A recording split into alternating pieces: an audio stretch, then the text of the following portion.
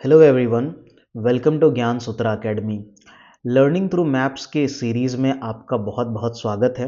आज के इस वीडियो में हम लोग ग्रासलैंड ऑफ द वर्ल्ड को डिस्कस करेंगे। लर्निंग थ्रू मैप की ये सीरीज़ जो है, इसमें हम हिस्ट्री और ज्योग्राफी जैसे सब्जेक्ट को मैप्स के माध्यम से बड़ी आसानी से पढ़ेंगे और समझेंगे। ये पूरी जो सीरीज़ है वो मैप बेस्ड है। क्लियरली इसमें जितनी भी चीज़ें आपको बताई जाएंगी वो सारे मैप्स के माध्यम से होंगे। ऑब्वियसली कुछ जो एडिशनल इन्फॉर्मेशन होगा वो आपको लिख करके या फिर उसको नोट्स दे करके वो आपको समझाया जाएगा, बट बाकी जो सारी चीज़ें होंगी वो मैप के माध्यम से होंगी। और इसके पीछे का जो बेसिक कारण है वो हम सब जानते हैं कि हमें विजुअलाइजेशन के थ्रू चीज़ें ज़्यादा आसानी से लर्न होती हैं, ज़्यादा आसानी से हम समझ पाते हैं। और यही एक कारण है कि ये सीरीज़ स्टार्ट मैंने किया है और मेरे साथ कुछ और लोग हैं, मेंबर्स हैं जो इस सीरीज़ में पार्टिसिपेट करेंगे। तो हम लोग मिलकर के ये पूरा सीरीज़ कंप्लीट करने वाले हैं। तो अगर आप इस चैनल पे नए हो तो चैनल को सब्सक्राइब कर लीजिए, सीरीज़ से जुड़े रहिएगा। आप किसी भी तरह के गवर्नमेंट एग्जाम की तैयारी कर रहे हैं, यानी आप SSC, railway, NTPC, BPSC, UPSC, किसी भी लेवल के एग्जाम की तैयारी कर रहे हैं, तो ये सीरीज़ आपके लिए हेल्पफुल होने वाला है। आपको पता है हर एक एग्जाम में मैप इंपॉर्टेंट होता है और मैप से आप चीज़ों को बहुत आसानी से याद भी रख पाते हैं।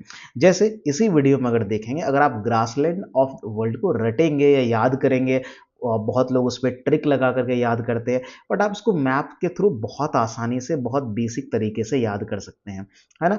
तो खैर चलिए वीडियो को आगे बढ़ाते हैं। आप लोग को अगर वीडियो का पीडीएफ चाहिए होगा तो आप नीचे डिस्क्रिप्शन में जाइएगा, टेलीग्राम चैनल का लिंक है, ज्वाइन करिए, सारे पीडीएफ्स वहाँ पर आपको अवेलेबल मिल जाएंगे। चलिए जल्दी से वीडियो को शुरू करते हैं। तो हमारा जो टॉपिक है वो है ग्रासलैंड ऑफ द वर्ल्ड। मैं आपको यहाँ पर बस एक दो बेसिक बातें आपको बता दूं। जब हम ग्रासलैंड की बात करते हैं तो दो टाइप के ग्रासलैंड जो है वो आपको पूरी दुनिया में देखने को मिलते हैं। पहला, जिसको हम लोग ट्रॉपिकल ग्रासलैंड बोलते हैं, हम इसे क्या कहते हैं, ट्रॉपिकल ग्रासलैंड कहते हैं, है ना। अगर ट्रॉपिकल ग्रासलैंड की बात करें तो इसका एक और कॉमन नाम है जो आपको देखने को मिलेगा, और वो है, इसको हम लोग सवाना ग्रासलैंड भी कहते हैं या सिंपली सवाना कहते हैं। कारण है कि जो ट्रॉपिकल ग्रासलैंड का जो सबसे बड़ा एरिया है वो सवाना ही कहलाता है, इसलिए इसको सवाना भी नाम दिया गया है। और जो हमारा दूसरा टाइप है वो हमारा टेम्परेट ग्रासलैंड है ना। अभी ये इस मैप के थ्रू हम उस रीजन को भी देखेंगे। तो दूसरा हमारा हो गया टेम्परेट ग्रासलैंड। टेम्परेट ग्रासलैंड की अगर बात करें तो ये अलग अलग रीजन में इसके अलग अलग नाम है। वैसे सवानास के भी अलग अलग कॉन्टिनेंट में डिफरेंट नाम है जो हम लोग यहाँ पर स्टडी करने वाले हैं।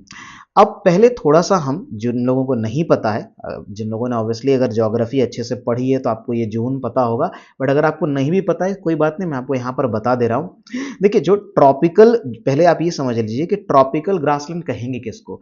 तो ऑब्वियसली ऐसा ग्रासलैंड जो ट्रॉपिकल जोन में आता होगा। तो ये ट्रॉपिकल जोन क्या होता है, देखिए ये आप देख रहे हैं, ये जो अलग अलग आप देख रहे हैं, ये इसको हम लोग लैटिट्यूड्स बोलते हैं, ठीक है। ये लैटिट्यूड्स है ना, बहुत सारे ऑब्वियसली। ये 0 डिग्री, इसको इक्वेटर बोलते हैं जो कि 0 डिग्री लैटिट्यूड है। ऊपर भी 90 डिग्री लैटिट्यूड तक है नॉर्थ, और सिमिलरली साउथ भी 90 डिग्री लैटिट्यूड तक है। ये जो कुछ जो इंपॉर्टेंट लैटिट्यूड्स है उसमें से एक आप यहाँ पर देख रहे होंगे, ट्रॉपिक ऑफ कैंसर है, जो कि है ना 23.5 डिग्री यानी कि 23.5 डिग्री नॉर्थ में है। दूसरा है हमारा ट्रॉपिक ऑफ कैप्रिकॉर्न, जो कि 23.5 डिग्री साउथ में है। तो ये जो पूरा ये बीच वाला रीजन, आप ये येलो कलर वाला ये जो रीजन देख रहे हैं, ये जो पूरा रीजन देख रहे हैं, इसी को हम लोग ट्रॉपिकल जोन बोलते हैं। और ये इस जोन में टेम्परेचर ज़्यादा होता है, यहाँ पर इस जोन में रेनफॉल बहुत ज़्यादा होता है। वैसे अभी जब हम फर्दर ज्योग्राफी को पढ़ेंगे तो बहुत सारी चीज़ें, यहाँ विंड साइकिल को पढ़ेंगे, ये सारे जोन इंपॉर्टेंट है, अभी आप इसको ध्यान में जरूर रखिएगा। तो ये आपका पूरा ट्रॉपिकल जोन हो गया, है ना। इसके अबव आप जाएंगे तो यहाँ पर देखिए, तो ट्रॉपिक ऑफ कैंसर से अबव, और ये जो जोन देख रहे हैं, ठीक है, मैं इसको दूसरे कलर से दिखा दे रहा हूँ। आप ये जो जोन देख रहे हैं नॉर्थ में, और ये जो साउथ में देख रहे हैं, यहाँ नाम भी लिखा हुआ है, साउथ में इसको साउथ टेम्परेट और नॉर्थ में इसको नॉर्थ टेम्परेट जोन कहते हैं।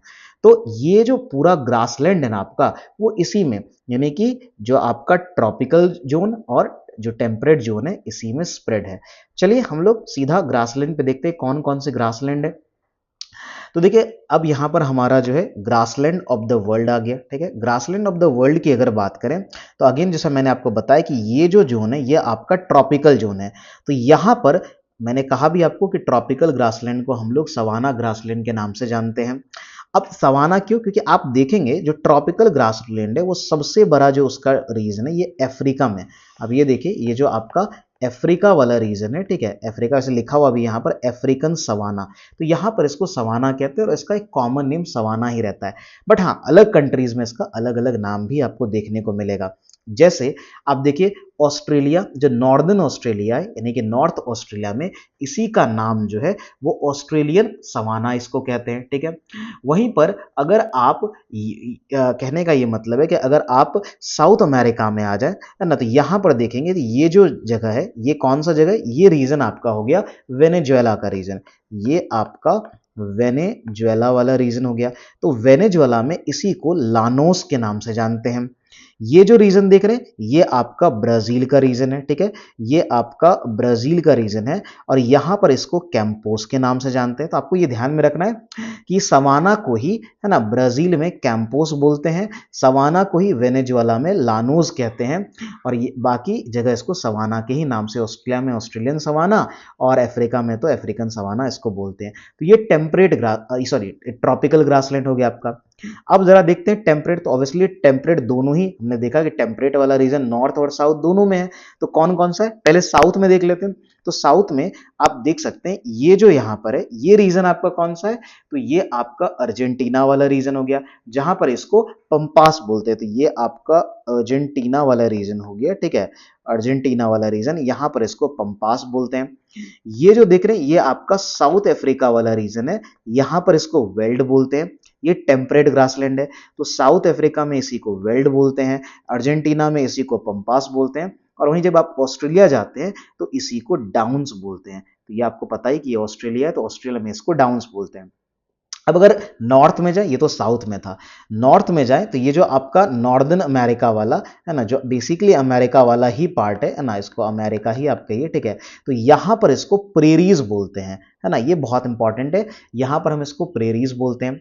और जब आप यूरोप या यूरेशिया वाला रीजन जाते हैं, यानी कि ये एशिया और यूरोप में बटा हुआ है ऑब्वियसली, ये जो आप देख रहे हैं ये आपका यूरेशिया वाला रीजन हो गया, ये आपका क्या हो गया, यूरेशिया वाला रीजन हो गया, जिसमें रशिया और यूरोप का पार्ट है।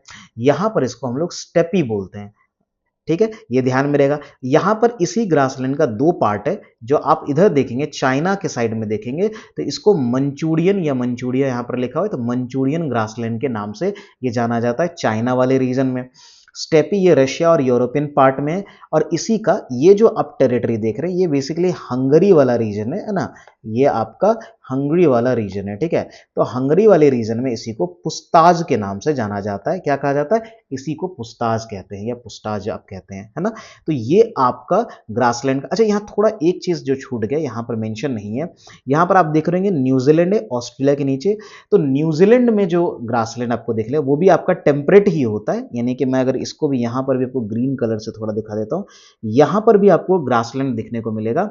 और ये जो ग्रासलैंड है यहां पर इसको जो नाम दिया गया है वो इसको कैंटरबरी कहते हैं, इसको हम लोग क्या बोलते हैं, इसको हम लोग कैंटरबरी बोलते हैं, ठीक है, ये आप ध्यान में रखेंगे।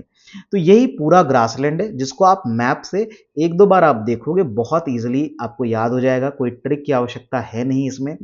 और ऐसे ही हम लोग मैप के थ्रू जो है बाकी सारे, अभी आपका ड्रेनेज, इसके जस्ट बाद जो है आपका रिवर सिस्टम, क्योंकि सबसे ज्यादा जो ज्योग्राफी में क्वेश्चन बनता है वो रिवर सिस्टम पे बढ़ता है, तो हम लोग रिवर सिस्टम को डिस्कस करेंगे। इसके अलावा जितने भी स्टैटिक जीके के टॉपिक हैं, टेम्पल्स वाले हैं, एग्रीकल्चर से रिलेटेड है और जो भी टॉपिक्स है जो मैप से पॉसिबल है कवर करना, है ना, वो सारे ही कवर होंगे इस सीरीज में। तो सीरीज में आप बने रहिएगा। इस वीडियो में बस इतना ही था, मिलते हैं हम लोग नेक्स्ट वीडियो में। वैसे जो इस सीरीज में मैक्सिमम जो वीडियोस होगा वो आपका 10 to 15 मिनट्स के रेंज में ही मिलेगा, तो छोटी छोटी वीडियोस होंगी, आसानी से आप सीख सकते हो। तो इस वीडियो को देखने के लिए बहुत बहुत आपका धन्यवाद। बाकी चैनल पे बने रहिए, इस सीरीज में जरूर बने रहिएगा, बहुत हेल्प होगा। हिस्ट्री, ज्योग्राफी, है ना, स्टैटिक जीके का बहुत सारा चीज है ना वो आपको कवर होने वाला है। तो आज के इस वीडियो में इतना ही, धन्यवाद। मिलते